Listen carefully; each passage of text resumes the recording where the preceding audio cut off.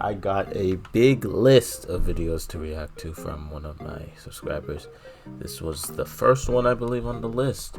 The most absurd Michael Jordan stat you've never seen. We all know I'm a Lebron fan. Apparently, there's been some people that have been reacting to my reaction of Jordan, and they had stuff to say. I didn't watch that video yet. I generally don't remember the person's name.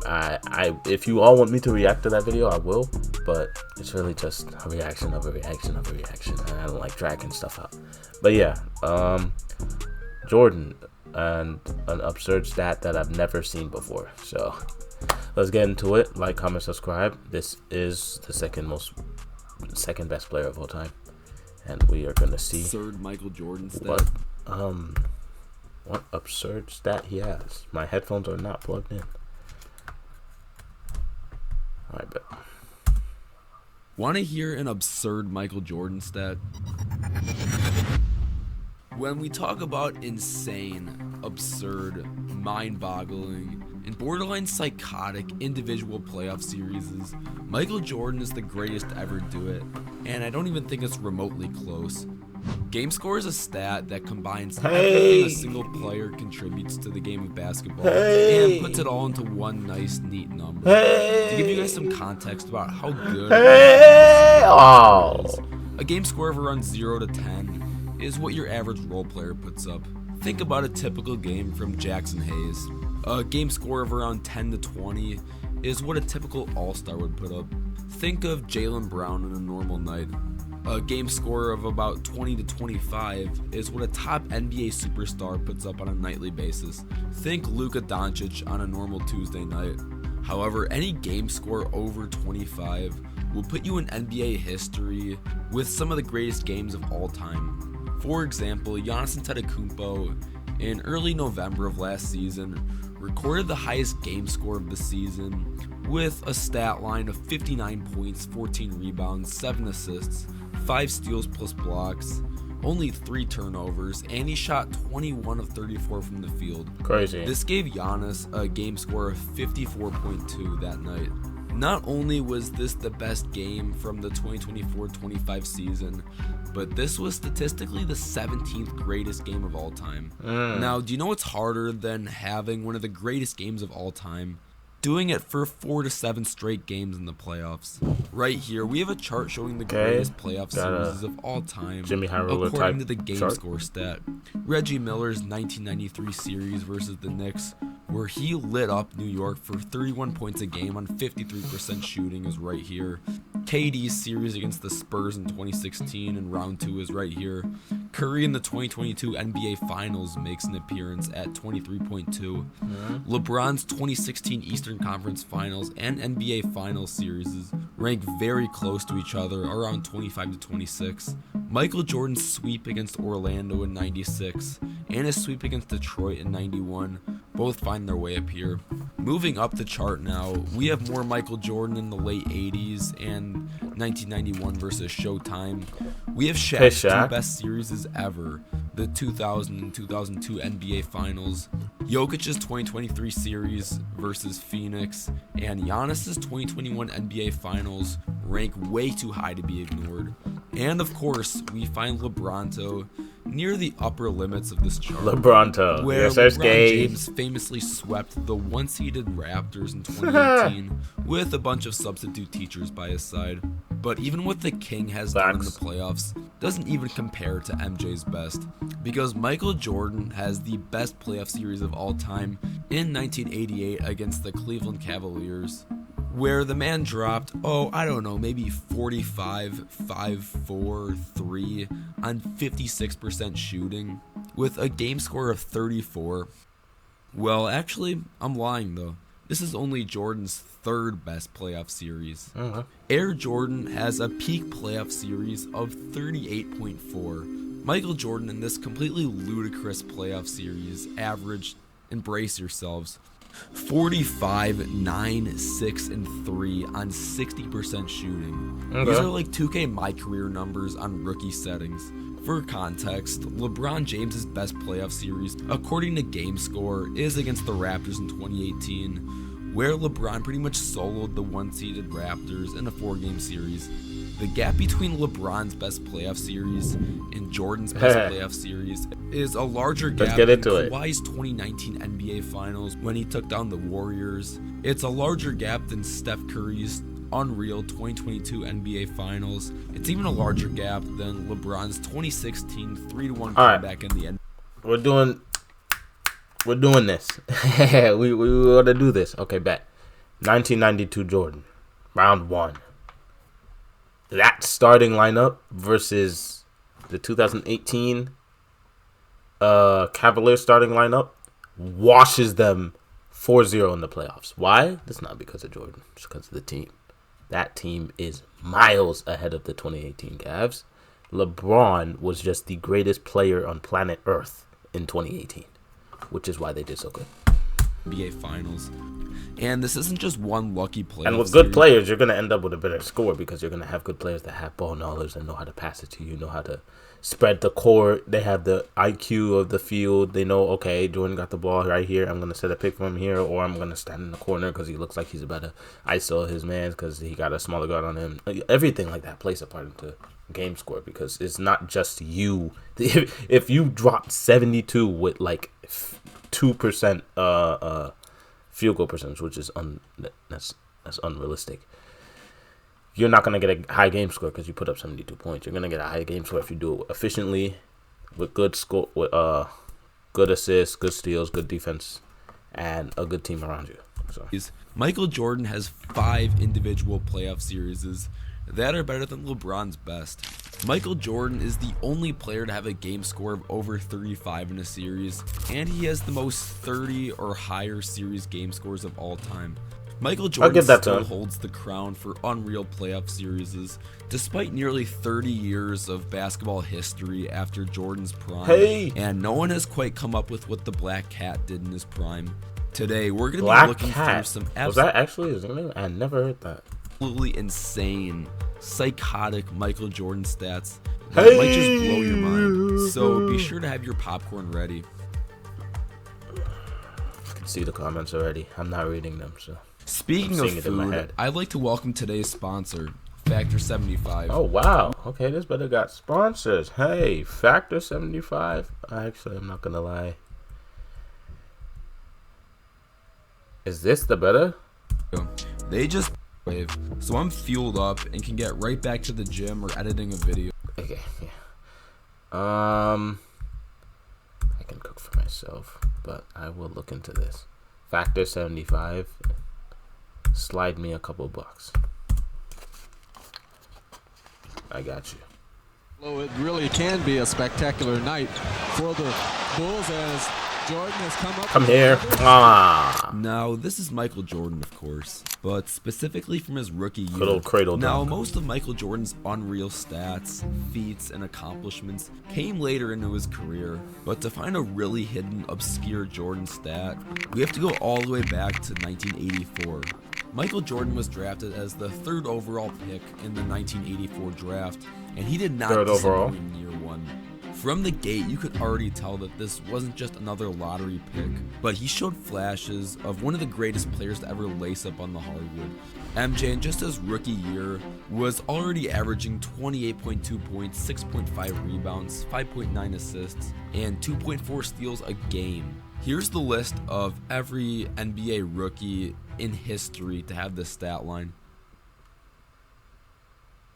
Yeah, it's just MJ. Even if we include all seasons in league history, even outside just rookies, there have only been 9 total seasons where a player had a stat line of 28, 6, 5, and 2. And do you know what makes this feat so ridiculous?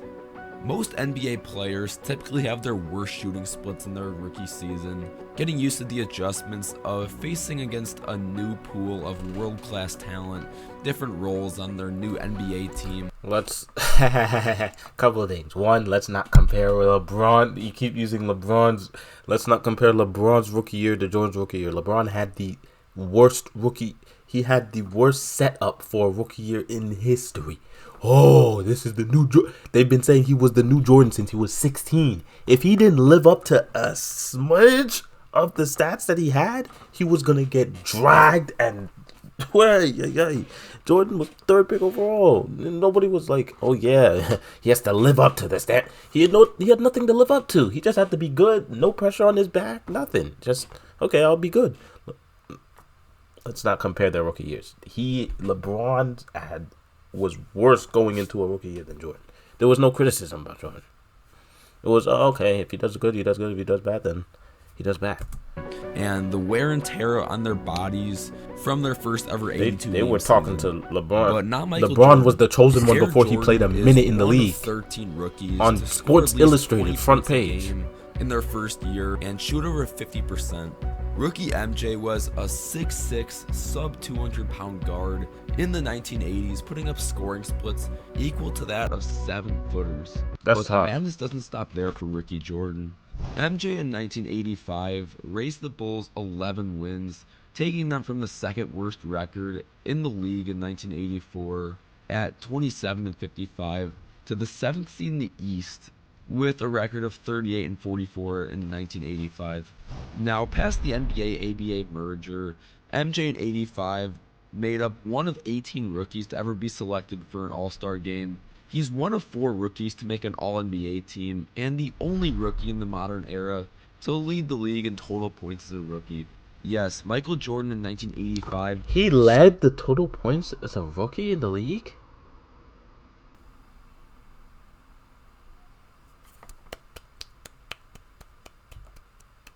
That's a pretty absurd stat. It's living up to the title of the video.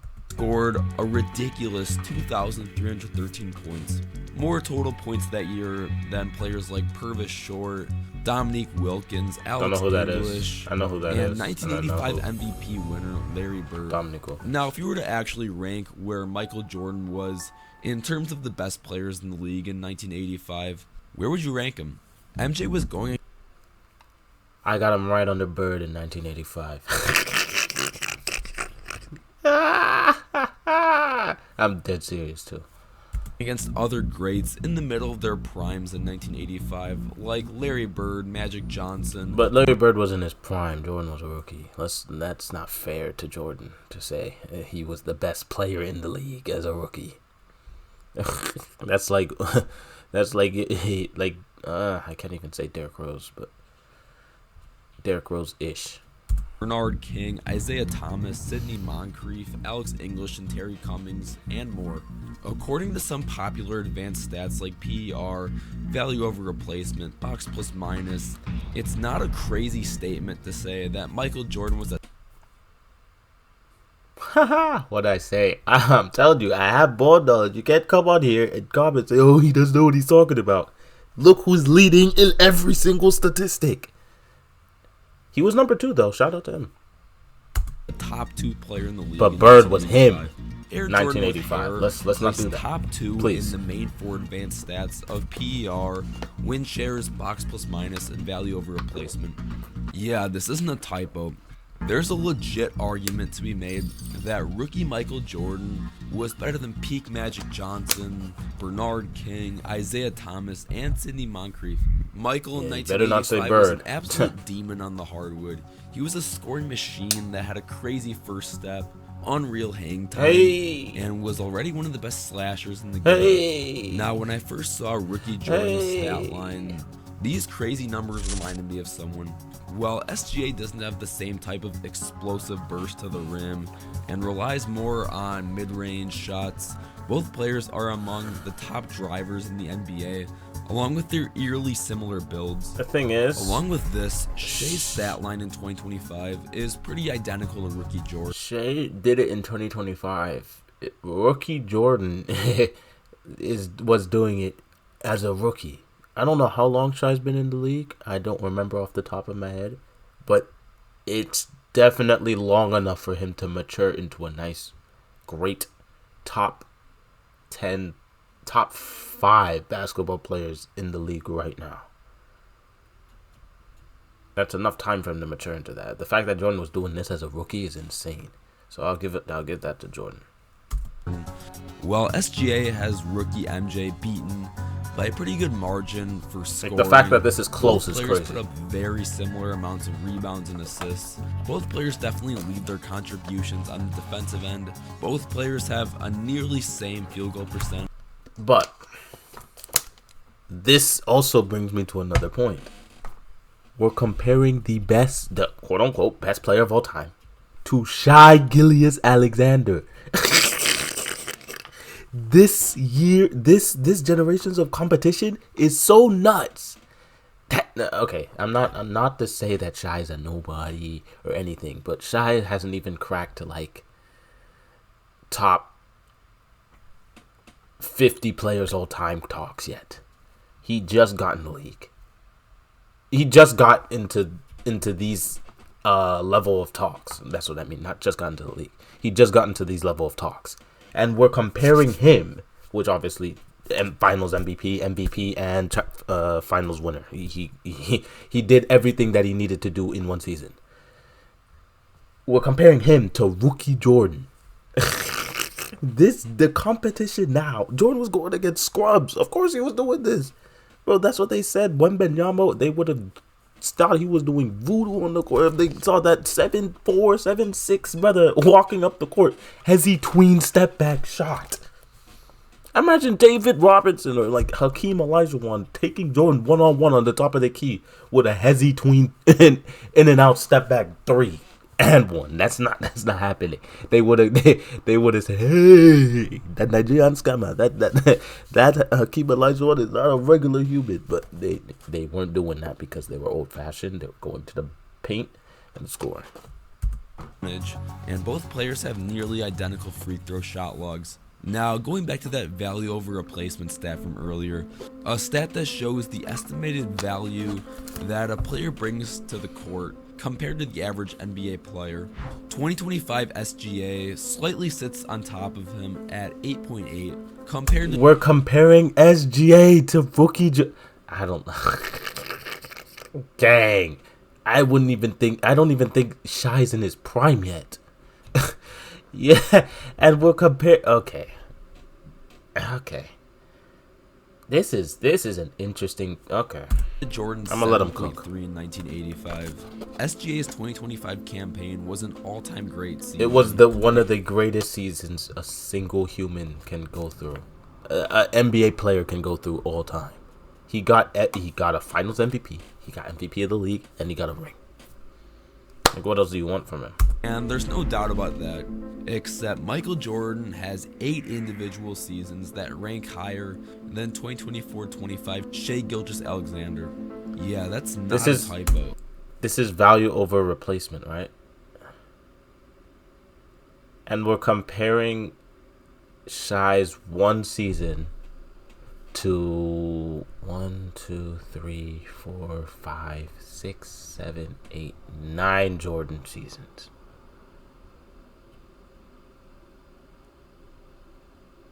Okay. Michael Jordan has 8 seasons that are better than the season. Mind you, Shai is top 5 in the league right now, but he's not even the best player in the league right now. Where SGA won every award known to mankind. Michael Jordan in 1985 was just getting started, where he would completely tear up the league. I'm lost. How does this value over replacement thing work? Because if Shai Gilgeous-Alexander got... I keep calling him Shai. I call him Shai, okay? I know it's Shai. If he won every single trophy to exist, and 1987 Jordan didn't even make the playoffs, what are we talking about? What are we genuinely talking about? Are we serious? Like, this doesn't make sense. How is he a 10.5 but he never made the playoffs? But Shai, who won every trophy possible, is an 8.8. Typo. Michael Jordan that might be a typo. 8 seasons that are better than the season where SGA won every award known to mankind. Michael Jordan in 1985. Like, Jordan wasn't doing no 60, 10, and 10. Like he wasn't doing no Jokic numbers. He was playing his game in 1987. Was just getting started, where he would completely tear up the league in the following seasons. That's a confusing one for me. Someone could comment below why his value over replacement is that high when he didn't even do that great. Let me know. Oh yeah, Wade, Hanga. Step over. Dwayne Wade is one of the greatest slashers the game of basketball's ever seen. Nicknamed the Flash, 1 second you would be face to face with him on the perimeter, and the next moment this 6'4" guard would be throwing down posters on your favorite big man. D Wade during the mid to late 2000s was one of the most unstoppable slashers the game has ever seen. Now, taking a look at the complete opposite end of perimeter scorers, we have Carmelo Anthony. Melo during the early 2010s was arguably the greatest mid-range player the game had ever seen. I mean, you could lock this guy in a phone booth, and he would have absolutely zero trouble getting a bucket. Now, what do you get when you take the slashing abilities from late 2000s Dwayne Wade and the mid-range assassinry of New York Knicks Carmelo Anthony? Well, you might have just created Michael Jordan in his prime. The other day, I was going through my daily procrastination when I ran into this subreddit. The title reads, according to tracking stats, Michael Jordan was arguably both the best slasher and mid-range shooter of all time. Now, this is a pretty bold take. Dominating two opposite ends of offense at the same time should be impossible, right? Jordan was. This article goes on to explain how in the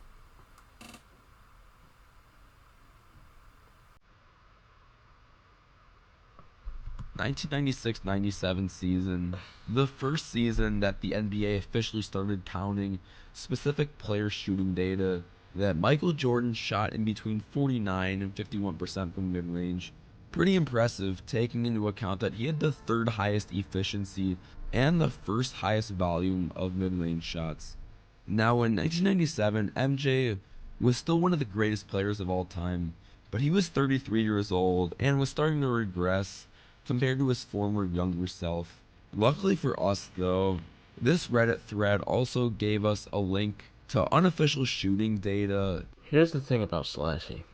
To become a good slasher, do you have to be efficient or do you have to be flashy?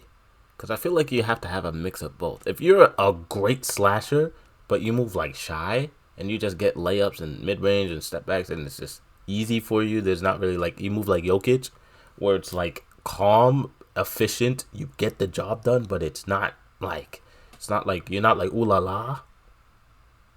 Does it count? Because Jordan was both. Obviously, he was good efficiently, and he was flashy. But maybe there's a case that someone like Jokic was more efficient slashing than Jordan, because he would get to the bucket and make it more times than he did. But it doesn't look good. From 126 games from the 1990, 91, and 92 NBA season. I'm gonna keep pausing, by the way. The time I would consider to be if you don't want to listen to my reaction, go watch the original video. Michael Jordan threw 126 unofficially tracked games in the early 90s, shot nearly 75% from the rim, 59% from the paint overall, 51% from mid-range, and 38% from three. That's amazing. These numbers are crazy efficient in the 90s, and even 35 years later, these numbers would still put you among the best in the league. For context, SGA in 2025 was the best scorer in the league, and he shot around 69% from the rim, 59% from the paint overall, 50% from mid-range, and 37% from three. Near identical numbers as prime MJ.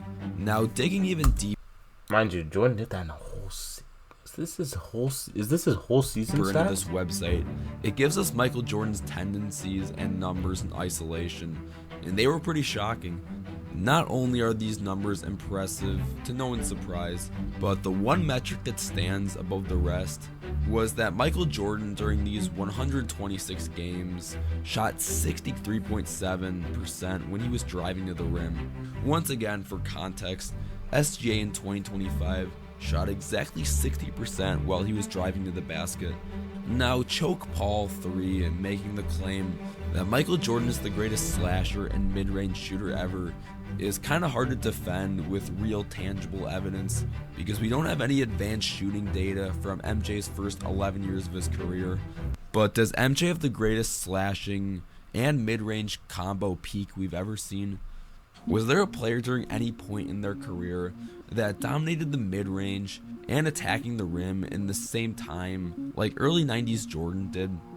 Well, to figure this out, I handpicked the top 25 slashing seasons from 1997 to 2025.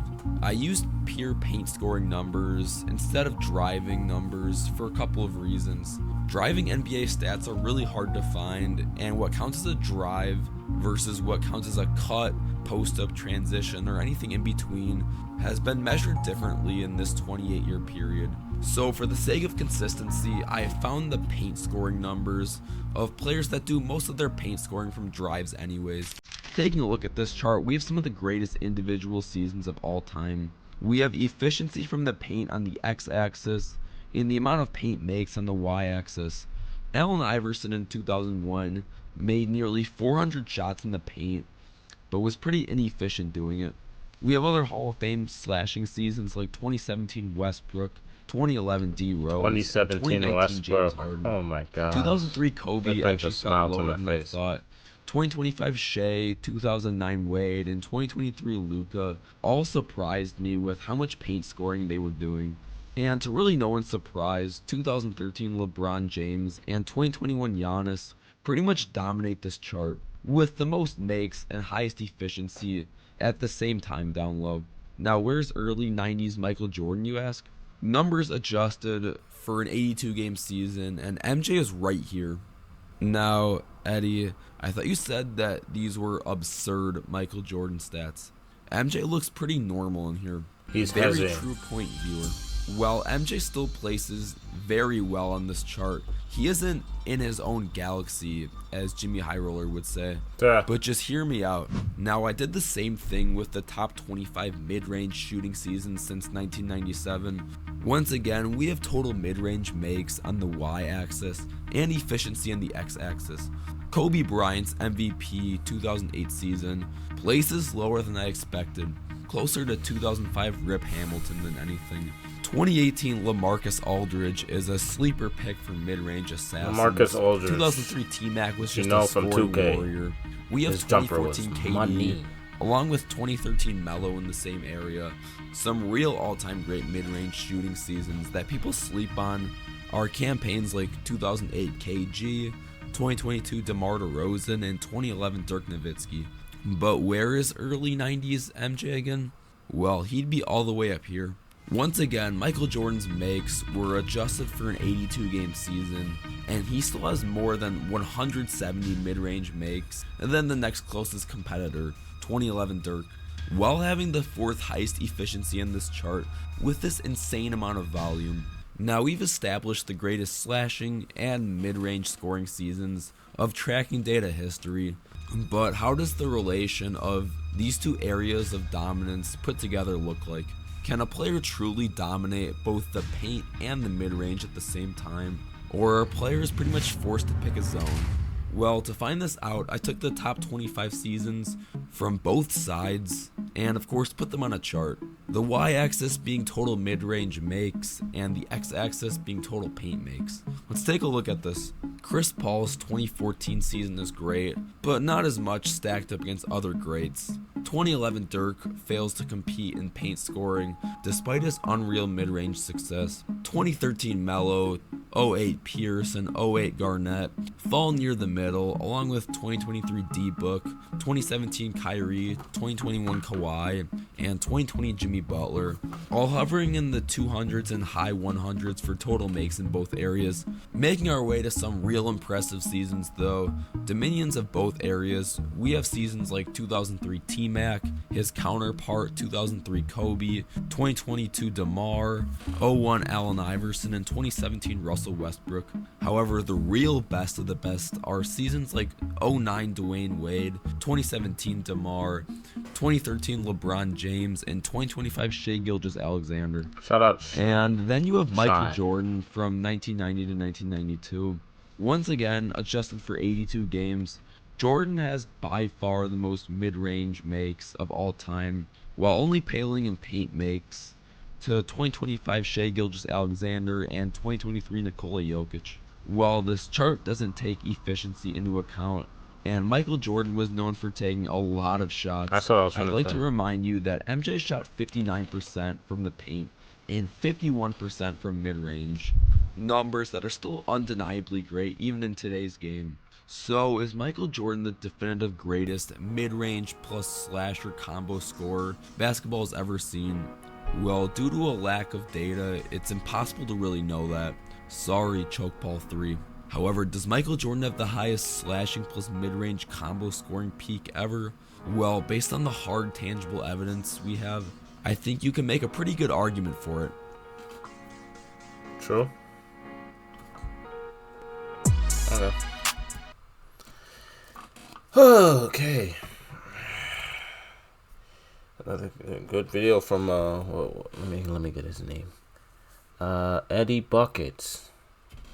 Shout out to you. This was a good video. Point still stands. Obviously, y'all know who I am. He did a very good job of breaking down his slashing and his mid-range buckets and stuff like that. But yeah, that was a crazy stat. I don't think I heard of that one yet. So yeah, make sure I like, comment, subscribe, and I'll check you on the next video.